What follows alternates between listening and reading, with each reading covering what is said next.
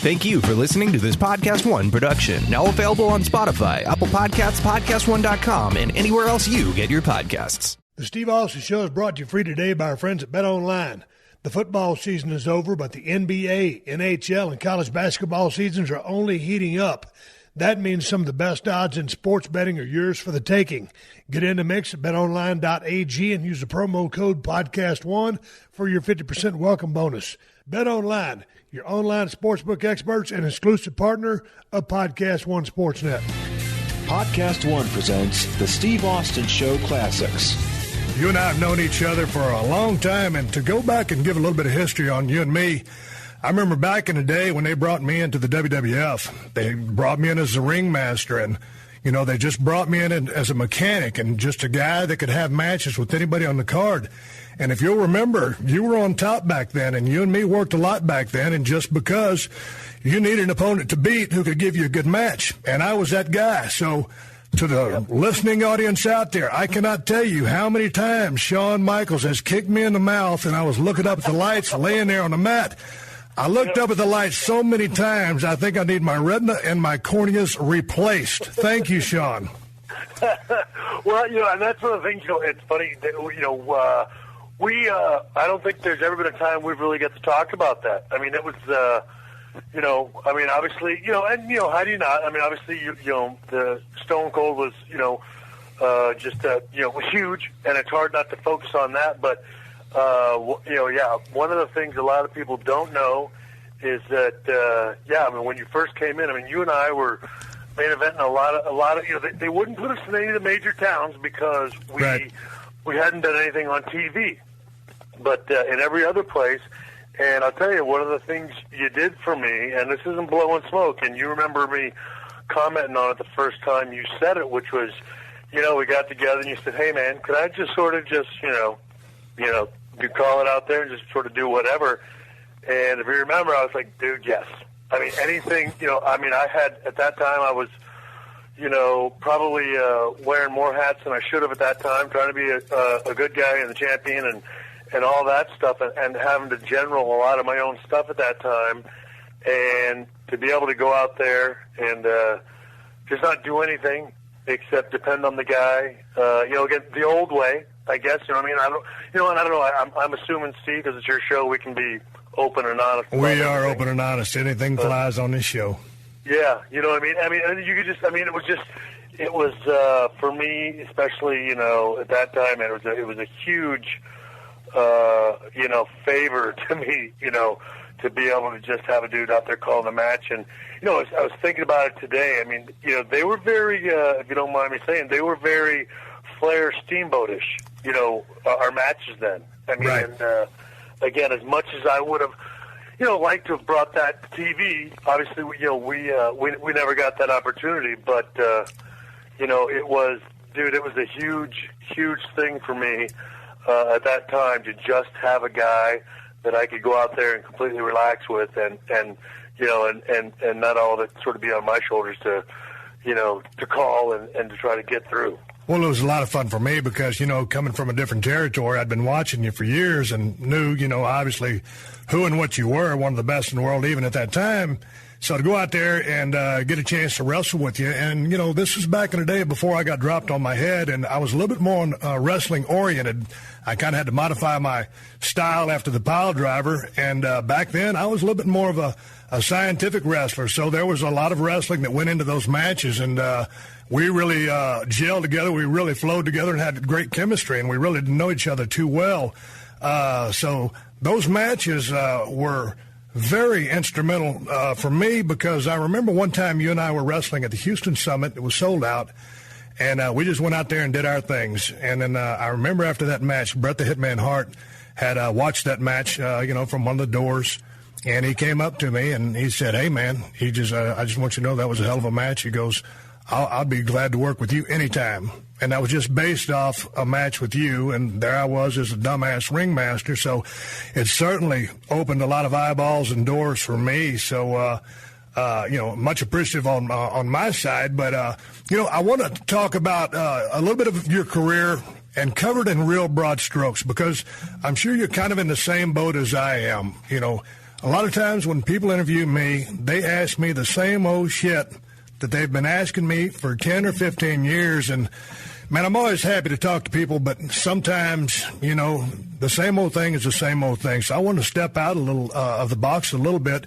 and just, if you and me were just sitting here shooting the shit and drinking beer or whatever, or hunting on an MRA adventure or at the Broken Skull Ranch, I just wanted to start off with a couple of questions, take you back to your childhood, work into a little bit of WrestleMania 14 specifics, the night I won my first championship from you, and talk about, you know, what you're doing these days with McMillan River Adventures. Yeah, well, I mean, obviously, I guess going back to the beginning, military kid, you know, at the beginning, you know, like with all military kids, you're moving around quite a bit, you know, born in Arizona, 2 months later off to somewhere in England, I don't even remember. First memories from Maryland, Camp Springs, Maryland, at I think 4 years old. But you know, then moving to Del Rio, Texas, I think at 8, and then man, how was Del Rio back in the day? What's that? How was Del Rio, Texas back in the day? Yeah, well, I mean, it was, you know, I mean, it was. You know, it was dry. It was hot. It was desert. You know what I mean? But you know what? I mean, I don't know. I mean, to me, it was that was the very beginning of, you know, of falling in love with the state of Texas. You know what I mean? And you know, getting dirty, riding bikes, riding dirt bikes, you know, stuff like that. You know, sort of, you know, my first encounter with the outdoors. Never went hunting. Way too young. But you know, just. You know, getting to, you know, sort of fall in love with the Texas lifestyle. But you know, more than anything, hot. You know what I mean? Real hot. Yeah. And then, did you go from Del Rio into San Antonio? Yeah. My father got transferred up to San Antonio. We were 3 hours up the road, and well, I've got some questions for you there going into the San Antonio location. But when did you first know, in your heart, you wanted to be a professional wrestler? In San Antonio, it was right before cable was coming out. You know, the old cable. How old were you? I was 12 years old. Got to you know, whatever reason, up late on a Saturday. It was back when they were, you know, wrestling was 12:30 at night on Saturday nights, and Southwest Championship Wrestling came on, and just, you know, just that montage at the beginning just sort of drew me in. And you know, at that time it was Wahoo McDaniels and Tully Blanchard. They had they had the big feud going on there.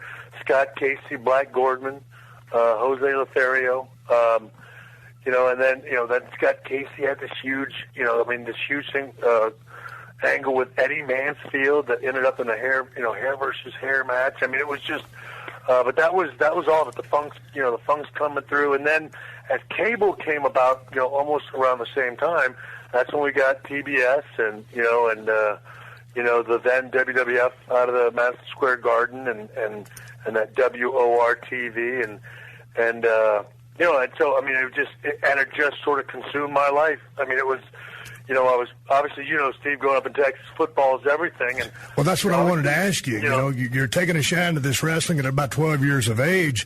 What kind of kid were you? I know you as Shawn Michaels, the Heartbreak Kid, par excellence in the ring. Were you a total sports guy? Was it football, baseball, track? Well, believe it or not, I mean, I was an incredibly shy kid. Really? Believe it or not, it turned out to be obviously very, very obnoxious. But very shy kid. Coming from the military background, always being the new kid, just sort of was shy and it was basically football, but played baseball, ran at Laughlin when we were in Del Rio. But when I got to Randolph, it was basically I wasn't big into basketball, so it was football. And then in the off season they had a lot of the football players doing track, and I threw the discus, and the shot put, but that wasn't a very premier thing. So basically it was focused on football year round. And then I was going after my wrestling bug, all the other times. I mean, me and my buddies were constantly going down to the base gym, and And even though, I wasn't, training, you start going over stuff and you start watching it, and then then you begin, you're studying a little bit, and, you start trying to do the stuff you're seeing on TV. And did you guys have a ring, or were you just on a mat? Yeah, well, that's the thing. Me and my buddy, we were having, full matches, and we did a match for our, our high school talent show. There were other guys, join us. You finally, you meet other people that are sort of into it. And but if you guys are just all of a sudden putting these matches together, you guys already calling high spots before you've done any kind of training? Yeah, yeah. So you were smart to that back then. Well, I think it's, we were just in there doing it on an amateur wrestling mat, and that thing was open all the time, and we were in there, just bumping each other around, beating the crap out of each other, and doing our best not to, to kill each other. That's why, again, years later, I tell you, man, Jose, he trained me for probably 2 months, and he goes, you basically know what you're doing. And not to, at some point during the watching, Steve, I started watching it, but then, you're not consciously studying it, but you are. You know what I mean? It's, you start looking at, okay, I'm sort of getting this, but there's a way to do this and a way not to do it. And that's something, by the time I was 15, 16, I really started to focus on, and, doing my best to get better seats, get those second row seats or first row seats at the Hemisphere Arena, and I'm watching really close what they're doing. You know what I mean? And doing my best to try to figure it out, and then putting it to use, the next week, on one of my buddies at the base gym. Oh, and that's great that, you got to absorb the business and had an inside understanding of it from a very early stage. I remember being in the locker room one time and, stinking the joint out, and Dutch Mantell pulling me aside and telling me to watch every single match because that's the only way that I was going to learn this. And I watched and watched and watched, and I watched growing up as a kid. But, I obviously didn't pick it up as soon as you did. So, obviously, I would akin that probably to you taking in the ring and everything that goes on inside a ring to like a Stevie Ray Vaughan and handing him a guitar. I think it's a very close parallel. Yeah, well, and I also, I still never, even into my first match at Lake Charles, when I broke in with, Bill Watts, I still didn't know how it all came together. Jose was an old-timer, and he never completely smartened me up, and basically in my training, all I did was, he didn't do squats, he had me get on the top rope and do the backflip, and then I was taking bumps, but I never had a full match, or I didn't know about calling the match. I didn't know how it all came together, and I can remember, going to the ring the first time, wondering, like, how is this going to happen? And all Grizz Smith told me was, he'll beat you with the spinning neck breaker, and just, Art's a good kid, and just listen to him, and he'll take care of you. And that's, he never told me he was going to, and so I didn't know what listen to him really meant, Right. Until I locked up with him, and it was Art Cruz, and he started talking to me, and then just, much like you did, man, 15 years later, he started, I finally picked it up. I started doing it, and, yeah. Thankfully enough, none of it, I didn't, I'm pretty good at following directions. So, that's, the first one went well, and, I came back, and much like you, man, that's what they told me, man. They said, you watch every match, and I did. But how long did it take? Did you just initially hook up? Jose Lothario broke you in and trained you, correct? Yes.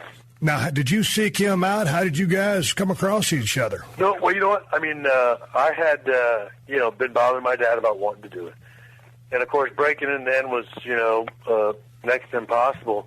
Well, my dad comes home one time. He used to golf a bit. And comes home and says, I played golf with a guy who said he knows the promoter for Southwest Championship Wrestling. And it switched over from Joe Blanchard to a guy named Fred Barron. And he said he's the used car salesman, assistant manager at North Central Ford.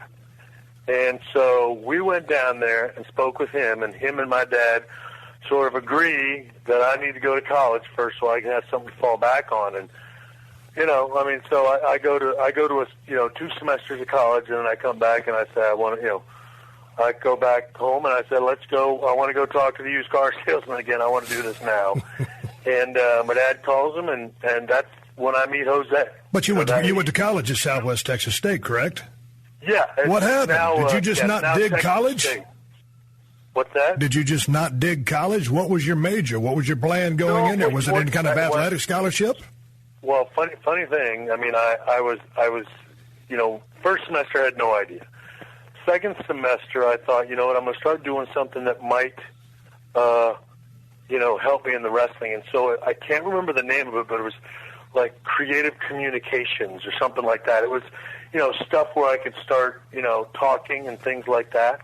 Learning to cut promos, and the only class that I really did well in, I got an A, and I took it all in, was psychology. Strangely enough. Fancy that. Yeah. So, but I mean, at that brief meeting at the used car place was where first time I met Jose. And again, he was, he told people later on, he goes, Sam, initially it was just about, making $3,000. I mean, this is back in 1985. We paid, my dad had to take out a loan and, He charged you $3,000? What's that? He charged you $3,000 to teach you how to wrestle? Yep. Man, that is a lot of money. Yes, that is a lot of money. Back then, I mean, it still is now. Yeah. But I mean, it was steep then. And, what did your training consist of? How many days a week were you going to train with Jose? I was going 5 days. I mean, I was going. That's awesome. I was going every day. But I mean, it probably, and in his defense, I mean, I think it was just a business thing. And then, about 2 weeks in, obviously he never gave us the money back. but I mean, I think he realized that I might have something, and then it became more than just having me do a bunch of Hindu squats. He was really good to me, but I mean, we did not do a ton of technical stuff. I mean, but what did you learn the most from Jose? Basically, how to take bumps. How to take bumps and the backflip off the top rope. I mean, that was something he wanted me to do. I was certainly because I could do it. I was a really good diver. I mean, we never had I was a kid that could do darn near anything off the board, the diving board. Never did anything competitive. I was just a kid that spent all summer in the pools. So I mean, he had me doing a bunch of flipsy-doos and dipsy-doodles and all that kind of stuff that I used to do at the beginning of my career when I still had knees. Now, was he teaching you a vast background of chain wrestling, or was that something you guys were doing in the gym before you hooked up with Jose just by watching? No, I mean we would do a little of that, but I mean we were doing more of the hip tosses, the reverse hip tosses, and body slams and stuff like that. I mean, truthfully, I learned. I mean, and that's what he said. He said, "Look, you just need to get out on the road." I learned more in 6 months in Mid-South. And as you know, Steve, back then, man, you went to different territories. There were guys with different styles everywhere. Yeah. I mean, on-the-job training. Yeah. I mean, it was just the absolute best way to learn was watching, you had guys that had been wrestling all over the country and all over the world coming in different territories, man. It was a, who's who of different wrestling styles. I mean, and that's, obviously where I learned more than anything, when I was, on the job training. You're listening to another classic episode of The Steve Austin Show, only on PodcastOne. Hey, listen up. Do you purchase supplies for a small to mid-sized business? If so, Zorro.com needs to be your go-to resource. That's ZORO.com. At Zorro, you'll find all the things that keep a business running, no matter what kind of business you're in. All the tools, safety equipment, cleaning and maintenance supplies, office and shipping, automotive, industrial equipment, and more, all in one place, including the specialty items you can't find anywhere else. Whether you're shopping for an office, factory, contracting business, or machine shop, you can get exactly what you need. And when you shop at Zorro, you'll find brands you already know and trust. Brands like 3M, Prestone, Milwaukee Tool, Schneider Electric, and Proto, all at competitive prices. Want fast, free shipping? It's yours when you spend $50 or more.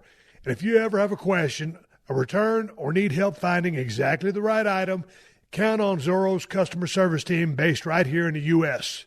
Plus, if you visit Zorro.com/Austin and sign up for Z-Mail, you can get 15% off your first order. Zorro.com. All you need to make your business go. We're going back in time to stop a mud hole and walk it dry. It's the Steve Austin Show Classics on Podcast One. As far as your work in ring has always been, just extremely sharp, extremely crisp. I've always gone on record as saying you're the greatest in-ring performer I've ever seen. And, from just execution, psychology, night in, night out, telling a story, multiple layers, salesmanship, just the whole thing from top to bottom. You were one of the best sellers in the history of the business. Where did you pick up your ability to do that? Did you draw any of that from Jose? Where did you pick up? Who helped you sell?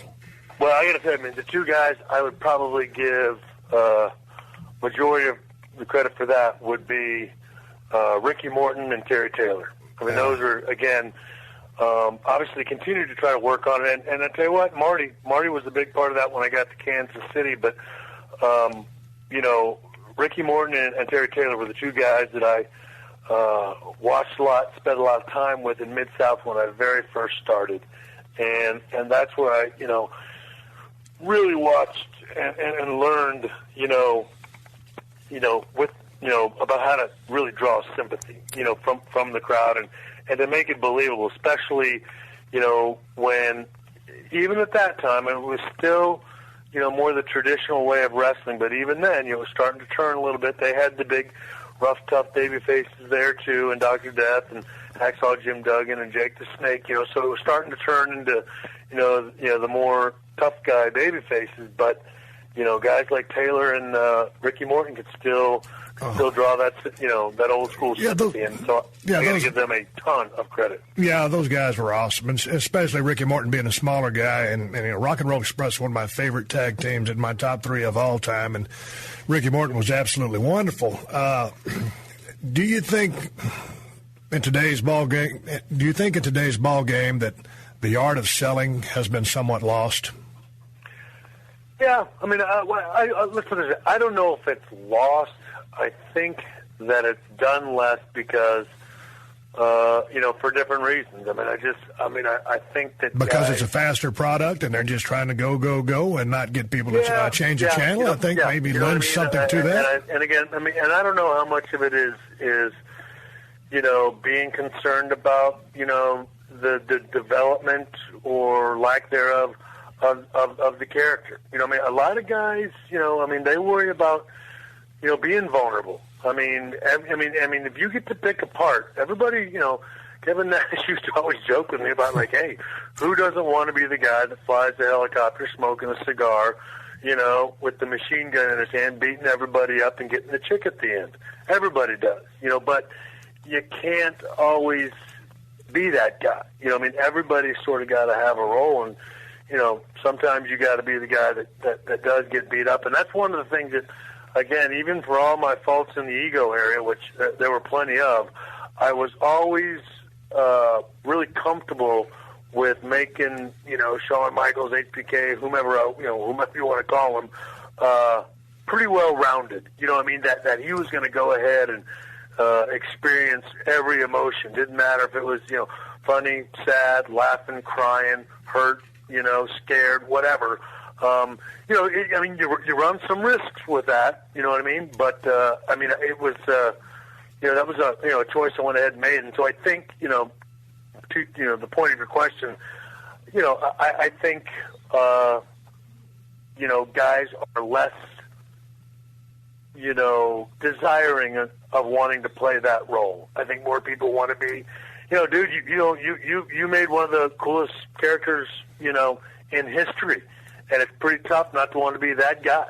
You know what I mean? When you compare Stone Cold to HBK, which one would most dudes want to be? Well, you know what I mean? And so, but that being said, even a Stone Cold, I had to learn how to sell in the dose that was proper for Stone Cold because, I mean, even a Stone Cold, I mean, if I didn't have any vulnerability and if I was just chopping through people and running through them, then, you know, and to a vast majority of the time, that's what I did. That's what the crowd wanted. But, yeah, even Stone Cold had to be vulnerable. But before you know, I kind of fast forward into some of your title reigns in the WWF.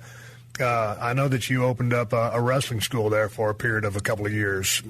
How was that? Did you enjoy teaching what you had been taught and what you had learned on the road? And why did that all stop?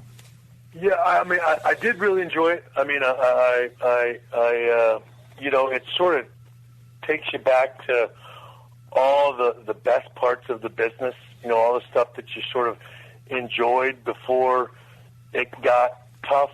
And it got to be the business, you know what I mean? I mean, so that from that standpoint, it was real fun and very enjoyable. Very much enjoyed it. The reason I stopped, one, was because, I mean, again, that's when I started, you know, considering coming back. But also, you know, that was still in I was still transition stage between, you know, being the screw up that I was in the past and trying to get my life together and get my family life together and back on track, and I just didn't think I could, you know, do it all at the same time. And third, you know, I started doing TV and running some shows, and that really got tough. You know, right. Somewhat financially, but also I can't imagine. You know, I mean. You know, and I mean this, you know, respectfully. But I mean, having guys who, you know, haven't really made it in a lot of places look at you and go, "Hey, dude, I mean, what are you doing with me on TV?" It was tough. It was meant to just be a starting ground and a place to get experience, but to have to deal with, you know. Again, I mean, again, it's funny because it happened to me, and I was tough on, you know, I was tough on people. The irony was, you know, to have somebody who, you know, hadn't been anywhere in the wrestling business yet look at me and go, "Hey, dude, what are you doing with me?" Or "I don't want to do this," or "I don't want to do that." It just, I thought to myself, it's hardly worth it. I'm trying to, you know, it's a little too much of a headache, and so that combined with, you know, thinking about coming back and you know, focusing on getting my life together, I just felt it was better to, you know, to give it over to somebody else. Well, you know, and talking from you and I having this conversation, I'm sure there's been so many times you've been asked, Shawn, you know, where should I go to learn how to wrestle? Do you have any recommendations? I get asked that all the time. And obviously your school would have been a premier spot to go. If you get asked that question today, if there's somebody out there listening that is trying to get into the business of professional wrestling, do you have any recommendations off the top of your head that you would consider a good place to learn? Well, I'll be honest. I mean, I honestly don't know that many places. And I say that, I mean, like I know, I want to say Jesse Gonzalez. I think it's Jesse Gonzalez, out in L.A., you know what I mean? But, I sort of point everybody towards the WWE because I honestly don't, I don't know them. I guess because my concern is, you know, even the way I did it, I mean, it's tough because with the insurance and if you're going to do it right, and it's not going to be just beating guys up and trying to make money. Right. It's harder to do it that way, and a lot of guys don't want to do it that way. And so I'm real careful and, you know, about recommending somebody. I just do my best to tell them to really make sure they fully vet whoever it is. You know what I mean? And you know, be real conscious of giving your money to guys that mostly just want to beat you up and not really, you know, train you well. You know, like that's a big step, man. And you know, so I honestly don't have enough information to know who's out there and who's credible and who isn't. Right. Well, so you started, Jose taught you, you had your first match, you go to Mid-South and Power Pro, correct, and then on to AWA. So you put in your time there, you end up in a WWF. You have all the success you had with Marty as the Rockers, but I want to go right to your first singles championship. Your first IC championship was against British Bulldog Davey Smith, and you winning that belt from him. What did that mean to you to win your first major belt, And what was the perception of that belt as it relates to the boys on the crew? Well, I mean, I think, both the moment that it meant to me and what it meant to the boys and the crew, I think are sort of synonymous. I mean, certainly in my mind, it was the belt that the workhorse had. Exactly. The guy that could, it was, at that time, it was more the World Championship was more the sort of the commercial guy of the company. And the Intercontinental Champion was a working bastard, for lack of better terms, the real wrestler. Right. And so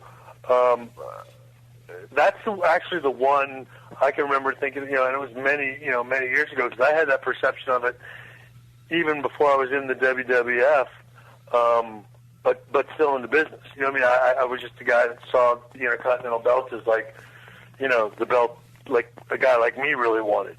So it was unbelievably satisfying, of course, obviously. And then you want to, you certainly want to be the guy to uphold sort of that, that reputation, even if it's, even if it's one that you and sort of the guys have established. I mean, it's one that I think people, as well as I do, took pretty seriously, and again, I guess I look back on stuff now, Steve, and I mean, I don't know. I mean, I can remember Vince telling me way back when, like, hey, man, like, the first World Championship, I'd like you to enjoy this, and yada, yada, yada. Enjoy it? Yeah.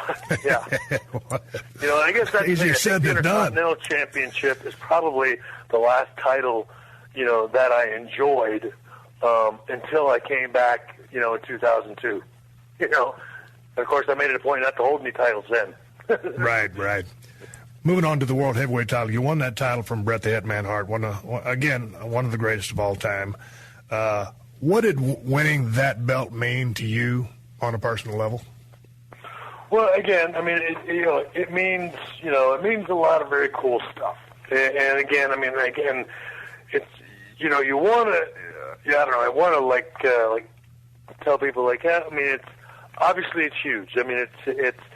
The kid in you, all the reasons you want to, be in the business and things of that nature all have come true. And from that standpoint, when you're allowed to have those moments of clarity and reality and be, Michael Shawn Hickenbottom, the kid from Texas, it's great joy.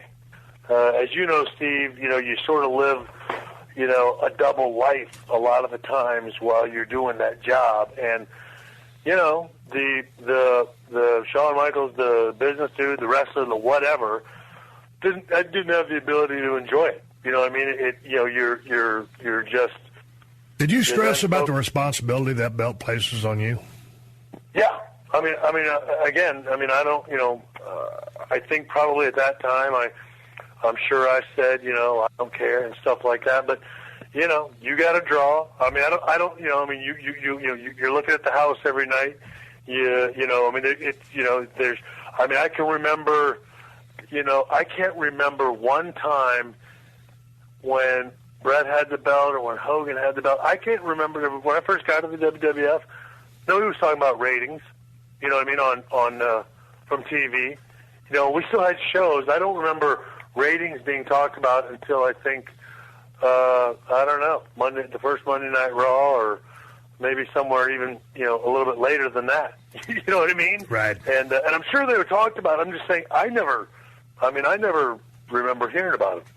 And obviously I knew about the house. How's the house? But there's just a lot of stuff that comes with it. And again, looking back on it, I do. I sometimes I go, yeah, I know it's great, but then I have a very realistic,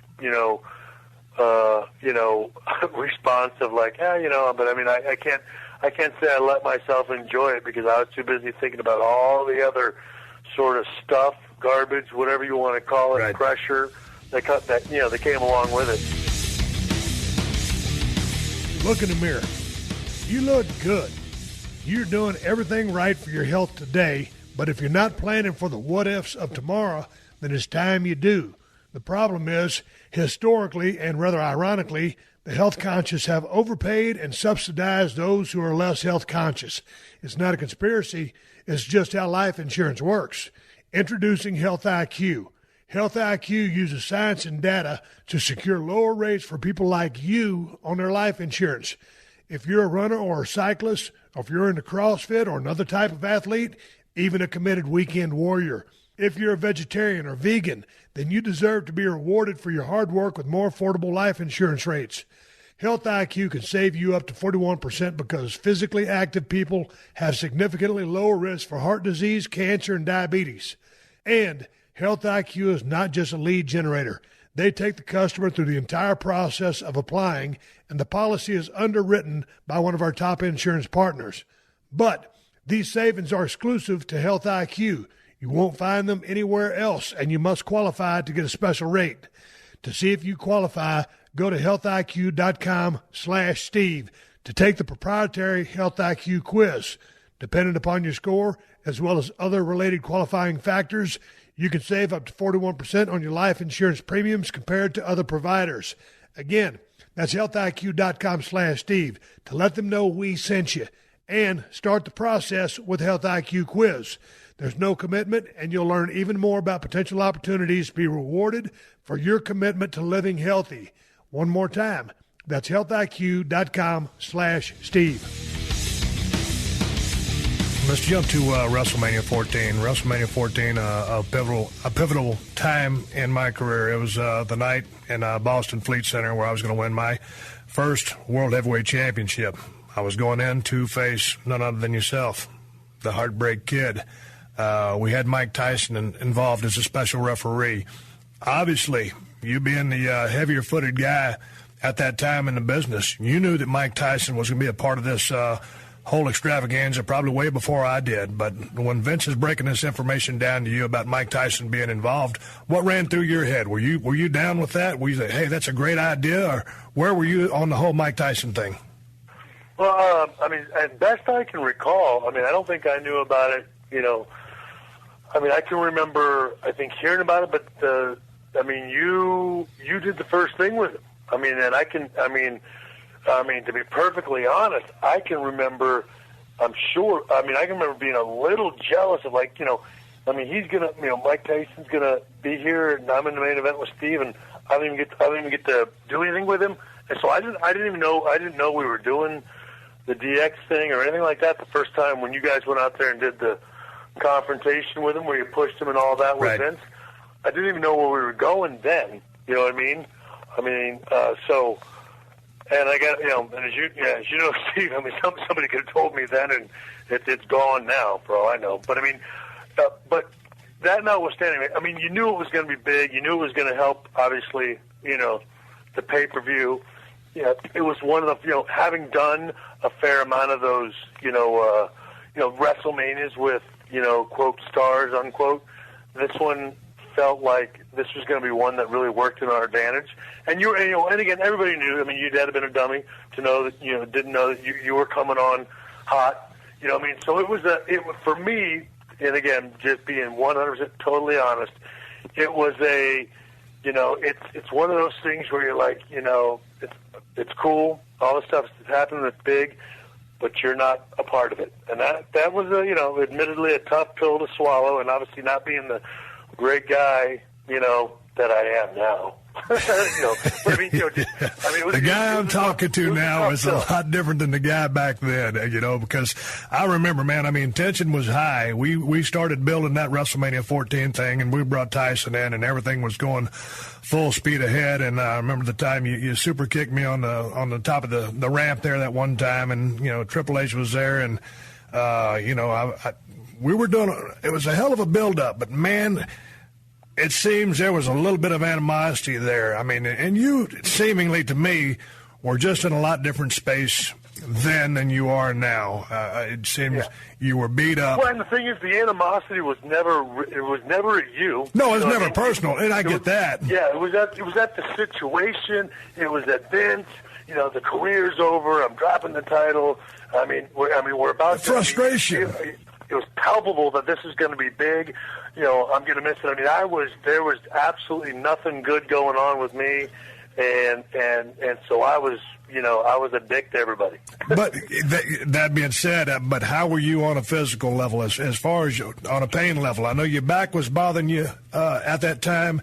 What kind of pain level were you in going into that match through the build? Well, I mean, I can remember having that one dude. I can't remember his name anymore. Francois. Yeah, there you go. But I mean, he came down to my place and was working with me, every day before that. I mean, and I got to be honest. I mean, I was on, a fair amount of stuff. So I mean, for me to say what I would have been like, completely off it. I mean, I can't say. I can tell you that, going into it, the whole thing that started it, it was excruciating. I mean, and you've had, that unbelievable pain going down your leg, the leg feeling like it's dragging. And I guess for me, that was the thing that, because pain, I guess, pain, I don't know, it's one of those mentally I could always sort of do with pain. Mobility and feeling heavy always, that more than anything, bothers me, frustrates me, and that's the thing I think that also added to, my frustration and my attitude and everything then, knowing that I could not, it was, the one thing that I had, Steve, always had, even if I was the biggest prick in the world, I could always go out there and just rip it down and tear it up. And I knew that was not going to happen this time. And that more than anything, I think, bothered me and affected my psyche more than anything else. You know what I mean? If that makes any sense. Well, it was interesting because I remember going into that match and I remember coming out of that match and, I won my first championship. But, I mean, gosh, you and me had ripped the ring up 100 times when I first came into the company, and then on the grand stage, it wasn't so much. I mean, that's just honestly just between you and me. And as many matches of the year you have had and that I've seen, it was could it have been better? It could have been a lot better. But given the situations and everything that was going on, we went out there and we did what we had to do. And so I won the belt that night. And you dropped the title to me. A big deal, a big step in my career, and something that I'll never forget. After that match, where were you in your head? Was it a letdown? Was it disappointment? Was that just part of the business? Was it a weight off your back? Where were you once that three count happened? You went back to the dressing room and just kind of chilled. Well, I mean, the first thing was, there was no, it took a long time for me to get to the chill stage. I mean, I was, and that's, again, obviously, now all these years later, I mean, it's still like the one question people always ask me, like, hey, if you could change anything. I mean, I'm not big on the whole regrets thing, because I don't like to change anything because it might change where I'm at. But it's like if you could have one do-over, that match has always been, one of the things, I don't know if you remember, but I can remember, creatively. I mean, I was always, as were you, good. I mean, we ended up doing basically what you and Hunter had been doing, right. In house shows. We didn't even, just because I wasn't even there mentally, had no drive to come up with something good and creative. You know what I mean? And that's just, I was, so I was never like that. Again, even if I was in the ring with somebody I didn't like, I never, my ring performance was never affected, from that standpoint because, that's one thing. It was one thing I wouldn't let suffer. So, the fact that it wasn't, ripping the house down bothered me. The fact that, the company was moving on, that bothered me. I can remember my biggest priority that night was nobody putting a shirt on me. I can remember being angry about that. You know what I mean? I was just, it wasn't until I got home, I think, and just got away from it all altogether, that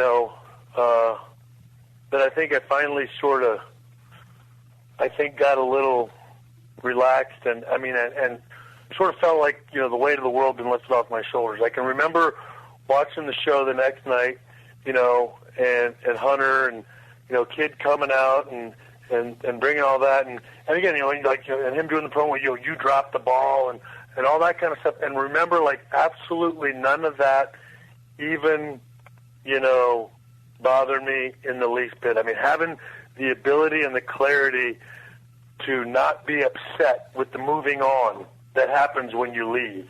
You know what I mean? Right. And that's, I think, the first time, that I sort of felt like, holy cow, what I mean? This ought to bother me more. You know what I mean? If a shirt being laid on me, yesterday bothered me so much, how come this doesn't? You know what I mean? Right. And that's what I think sort of the idea of, Steve, the job, as great as it is, it keeps you so busy. And to just, maybe have time to get a hobby, to, not go get in the car, to lay around, to to just sort of do whatever it is you want. I think it's the first time I probably thought about that since I was 19 years old. Yeah. You know what I mean? And yeah. that sort of sunk in and felt like, So again, I guess that, to answer your question, probably, 24 hours later, it took time to settle in. You're listening to another classic episode of The Steve Austin Show, only on PodcastOne. We're going back in time to stop a mud hole and walk it dry. It's the Steve Austin Show Classics on PodcastOne. I wanted to move into down the road, and again, I'm covering a lot of broad strokes here because you had such a long career, and I'm just not going to ask the same old questions. You get inducted into the Hall of Fame. Your speech was the best promo you ever cut. I remember watching that thing, and I was there and laughing and crying during that speech because you had such a range of emotions. And I guess, I'd never seen you talk like that. So that was a very interesting night at the office and big for you. And so, subsequently you've wrestled since then, but now you are off the road. You are not a professional wrestler anymore. What was getting out of the business like for you? Was it hard? I mean, guys just can't get out of the business anymore. And there used to be the old saying, oh, yeah, you get in the business so you can get out of it. That's bullshit. You get in with it. You get addicted to it. You fall in love with it. It is who and what you are. You're on the road for 45 days. You're dying to get home. You're home for 2.5 days. You're bored to death. You're ready to get back out on the road. That's what the business is, and you just turn. The way I always tell people is you turn into a damn zombie. I came, I did, they gave me a schedule, I went out and kicked ass, busted my ass, worked hard, and I loved every second of it. But, man, it's a whirlwind. And, I got out of the business because of my situation, but we're talking about you. So what was getting out of the business like for you, Shawn? Well, it didn't, I don't know. I didn't experience the it's hard thing. No withdrawal? No. And again, and I guess everybody always, every time I say that, people go, "Well, hey, you don't want to say that yet? You might go back." And it's like, no, I'm just saying what it was at the time, what it is now. I'm not saying that I don't know what the future holds. You know what I mean? But I can tell you, I can remember after the first match with the Undertaker, driving back, from Houston with my wife and saying, you know what? That might have been the one to end it on. And I told her, I said, I don't think you can wrestle a perfect match. I said, but I think that was probably as good as it can get. That was unbelievable. I said, and I got to be honest, I'd rather end on something like that. You know what I mean? That's, if you're going to go out, that's the way you got to go out. And I got to tell you, Steve, you get the whole, and I'm not, this is going to sound bad, and I don't mean it that way, but, you hear everybody, oh, my kids are my life, my kids are my world, my family, blah, blah, and I get that. And I'm not saying it isn't true, but I really, my kids, I dig them a bunch, and, I want to be a big part of their life. I don't want to, if they screw up their lives somehow, I don't want it to be because they didn't have a dad, taking enough of a, didn't get enough involvement from their father in their life. You know what I mean? I just don't want to screw that up. And as much as I do love, the wrestling business, I love them a ton more. I mean, and, I could, look, it was starting to bother my little girl. The boy, he was, dealing with it okay. And with a boy, you feel like you're teaching them toughness and stuff like that by, telling them, hey, what daddy do, we got to work and else. It was really bothering my daughter. And she was young at the time, and I got to be honest, man, it was bothering me. It was getting hard, for me to leave. And they were working well with me in my schedule and stuff like that. And heck, I could even, I'm sure I could have, I could do it. Something a lot of the guys do 3-4 shots in a year. I just was also sort of ready to try something else. I always tell everybody, it's like I was full. And I don't know, maybe I didn't love the business. I don't know, the way I was supposed to. I don't know. I think it sounds like you were ready to get out, and you had your priorities in line. And I remember I tell people all the time, man. I was flying so high and running so hard back in the day. Quite honestly, I didn't win Father of the Year at all, any year, ever. So I love my girls, but I was always on the road. I missed a big part of their life, and but that is what it is. And there's millions of people doing the same thing. Whether it's a truck driver or whatever you got to do in life to make a living, and ultimately that's what we were doing. But there's a time when it's time to stop, and I think a time in your head. When you can accept that, and it sounds like there's a time. It was finally at a place in your heart and in your relationship with your family that you were cool with walking away and having, no regrets and looking forward. I remember as Paul Orndorff was getting out of the business way back in the day, and Paul had a spinal injury, and one of his arms was atrophied real bad, and he looked at me and he goes, Steve, he goes, don't worry, brother, there's life after wrestling. And I said, is there? And he goes, you damn right there is. So there is, and we're going to talk about life after wrestling right now, because we're going to go right into you coming out of the ring and turn into the world of hunting. And, man, one day you're riding in a limo going to a WWE event. The next day you're sleeping in a tent on some riverbank. You're the co-host of McMillan River Adventures with Keith Mark. I want to give a shout-out to your cameraman extraordinaire, Josh Ishmael. And you've had a very successful hunting show.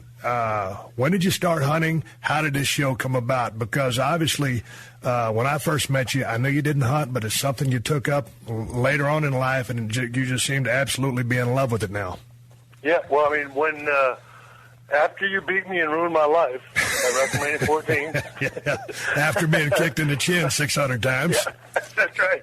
No, but that was my first opportunity to go. And, I went out the first time, Steve, and just fell in love with it.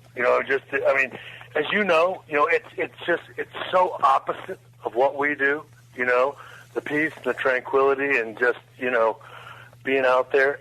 And man, it just mesmerized me. I just thought it was the absolute coolest thing in the world.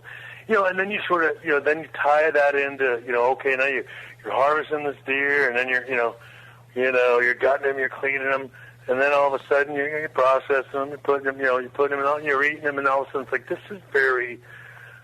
is all very cool. This is like, here I've gone, and it was right on the heels of this life, as you mentioned, of limos and this and that and everything, everybody and their mama, waiting on your hand and foot. And then there was this, the polar opposite of being very self-sufficient, and sure, maybe in a dirty, grungier way. And I got to tell you, man, that all appealed to me. So I obviously, continued to do it obviously as much as I could. And on those, after I went back in 2002, you get those, you get busy, as and you don't always have, quite the time to get out that you'd like to. And, you get out, whatever, for 3-4 days, in the season. And so for me, I was just sort of living vicariously through those guys on the Outdoor Channel. And, then you start thinking about, geez, that's what kind of awesome job would that be? Wouldn't it be awesome to go from this gig that I loved so much to that? you know. And let's talk about going from that gig into this gig, because, you know, in that gig, meaning the life of the WWE, you're staying in 4- and 5-star hotels, being shuttled around in private jets and limousines. All of a sudden, you're taking out on the hunting gig, and, man, you guys are schlepping it out anywhere you can, in a tent, in a sleeping bag, and a shithole place for you to be. I mean, that's just the way some hunting lodges and some accommodations are, and we love it because it is what it is, and you're in the outdoors. But how's that transition for you? Was it a little bit of a wake-up call? Well, you know, I mean, again, I guess I likened it to the beginning days. You know, the days started at the beginning, and it was the love of the business. I mean, the money and the limos and the cool hotels, they came along with it, and it was awesome. Made it nicer to do, but at the end of the day, it wasn't the real reason I got into it. You know what I mean? I knew that. I mean, man, I can remember getting in the wrestling business thinking, like, man, if I could have a 1-bedroom apartment and my own car, that would be awesome. You know what I mean? So, and this was the same way. I mean, and that's why I guess I feel like it's you know, it's something that's going to last, and because I'm doing it for all the right reasons, just like you know, the wrestling business. And you know, I mean, so I mean, I don't know. I mean, it appealed to me. I mean, there was, you know, I sort of like, you know, the dirty stuff. You know what I mean? I mean, I just don't. That's a part of my life that, I mean, that's truly been there since I was a kid. I mean, that goes back to Del Rio days, man. I liked being dirty, and that, you know, I mean, and you know, it was actually more of a work, actually, for me to do the whole, you know, being in my suit and my this and my that and things of that nature. You know, at my core, I think I'm just, you know, I'm a kid that would rather play in the dirt and be outside and things of that nature. That's why, again, I mean, even the stuff that doesn't get filmed for the show, and you know, doing a lot of the work on the ranch, I like doing it myself. I mean, I don't want to. That's that kind of work. It's work, but it's fun work, and it is, exactly. I mean, that's the thing. It goes back to, you know, same old things, wrestling business. That, hey, you know, if you can, you know, make a decent little living doing something you really enjoy, man, you never work a day in your life. When you're driving down the road in the wrestling business, your mind's going a million miles an hour. If you're sitting behind a wheel and you're the wheel man, or you're riding shotgun, you might be thinking about high spots, transitions, something to put on a T-shirt, or the stress of what's going on at the house, and you've got no control over it. These days, when you're sitting in a deer stand, or you're riding your tractor, you're building a fence on your ranch there in Texas. I know you pulled up stakes from San Antonio, and you're living on a ranch now. When you're sitting in the deer stand, it's quiet as hell, and you're enjoying the peace and quiet of the woods, maybe watching some wildlife.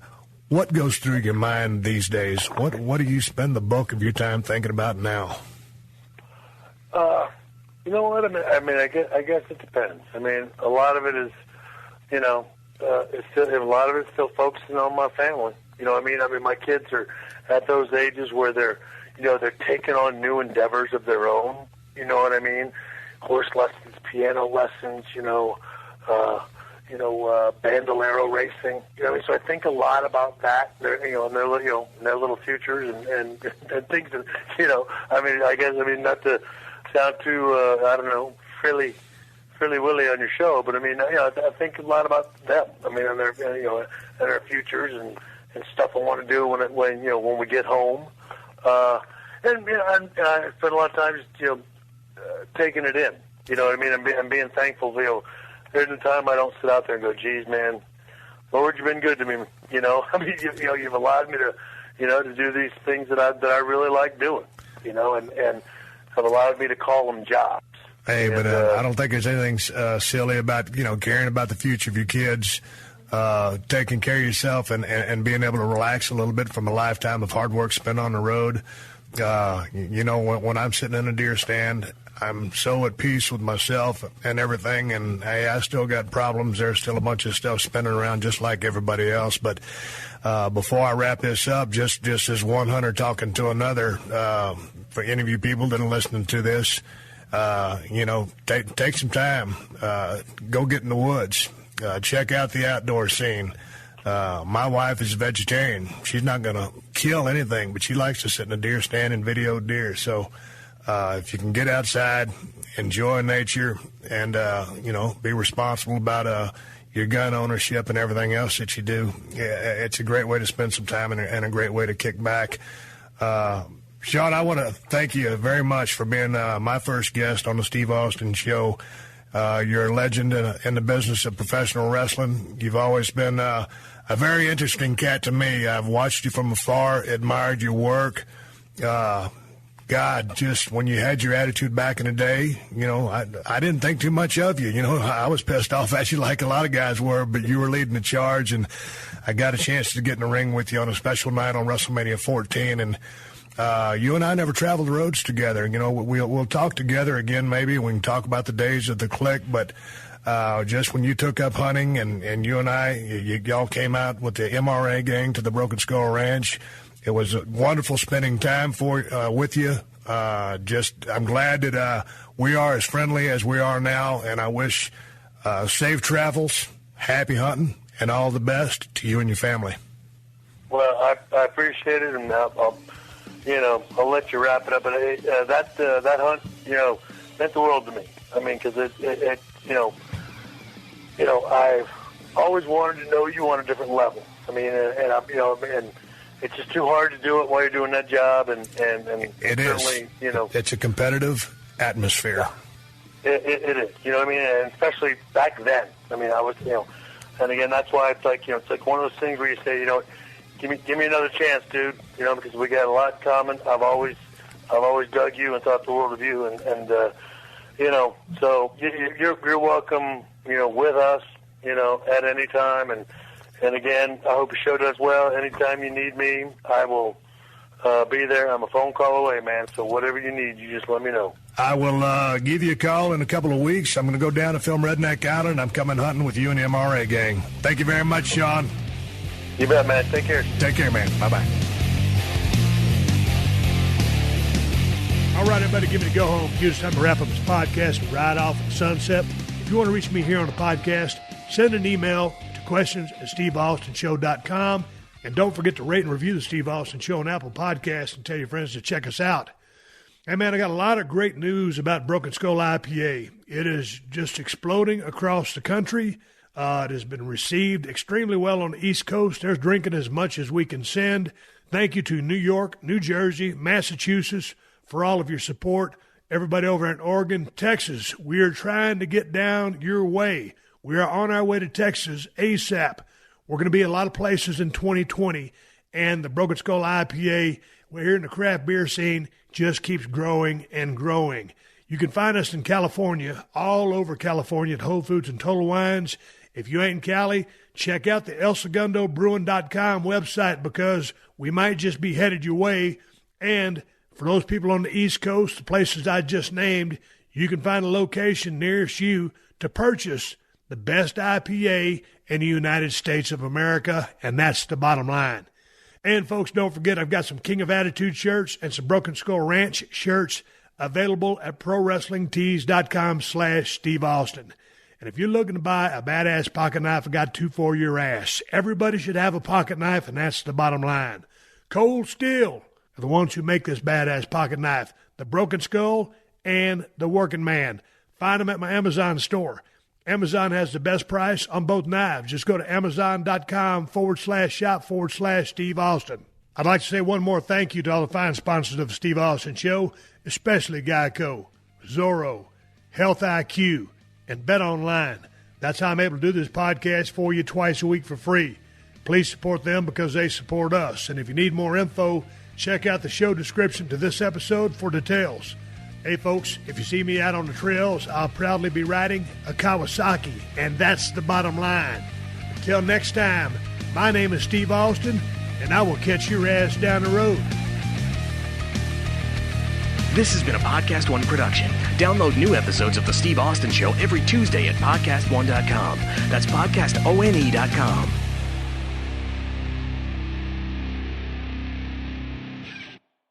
Are you a Survivor fan? Then you have got to check out Rob Has a Podcast, hosted by Survivor competitor Rob Sesternino.